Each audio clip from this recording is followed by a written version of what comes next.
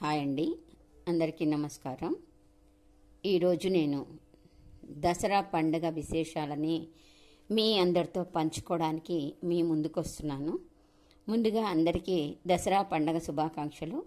ఈ పర్వదినం సందర్భంగా ఈరోజు నేను మీకు కొన్ని డ్రాయింగ్స్ని కలుపుకుంటూ వాటి ద్వారా చిన్న సందేశాన్ని ఇస్తున్నాను. ఈ నవరాత్రుల సందర్భంగా మా ఇంటి దగ్గర గుళ్ళో పూజలు జరుగుతున్నాయి. విశేషంగా లలితా పారాయణం ఉంటుంది. దానికి ముందు ఓంకార చిత్రం చూపిస్తున్నాను. ఓంకారాన్ని ఒక 21 సార్లు చెప్పాక పారాయణ మొదలవుతుంది. అమ్మవారి పారాయణకు ముందుగా గణేష్ ప్రార్థన అంటే వినాయకుడిని ప్రార్థించుకుంటాం, తెలుసు కదా. అందుకని వినాయకుడు చిత్రాన్ని చూపిస్తూ ప్రార్థన అష్టోత్తరం అయ్యాక మనం మిగతా అమ్మవారి పూజలకి వెళ్తాం. ముఖ్యంగా దేవీ నవరాత్రుల్లో విద్యార్థులకు కానీ మనందరికీ కూడా పెద్దవాళ్ళకి కానీ అందరికీ సరస్వతీదేవి అనుగ్రహం ఉండాలి.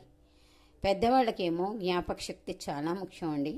అలాగే పెద్ద చిన్న అందరూ కూడా అమ్మవారిని జ్ఞానశక్తి, ఇచ్ఛాశక్తి, క్రియాశక్తి ప్రసాదించమని ప్రార్థిస్తాం.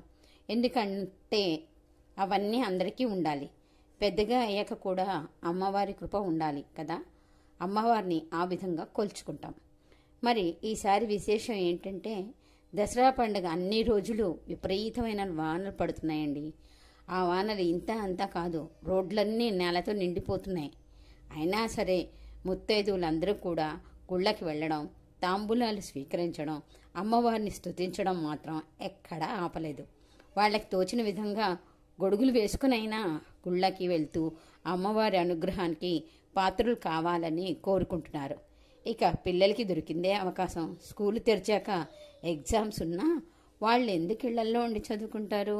ఇళ్లల్లో నుండి ఎప్పుడెప్పుడు బయటికి వెళ్ళి ఆడదామా అని చూస్తూ ఉంటారు. అందుకే వానే రాని వరదే రాని వాళ్ళ ఆటని వాళ్ళు ఎక్కడా ఆపట్లేదు. సరదాగా వాళ్ళ ఆటని వాళ్ళు ఆడుకుంటున్నారండి. ఈసారి ఈ విధంగా జరుగుతోంది పండగ. ఇక నైవేద్యాలు, ప్రసాదాలు, అన్నదానాలు యథావిధిగా కొనసాగుతూనే ఉన్నాయి. ఇన్ని విశేషాలతో సంతోషంగా జరుగుతోంది ఈసారి దసరా పండుగ. అందరూ నా సందేశం విన్నందుకు ధన్యవాదాలు.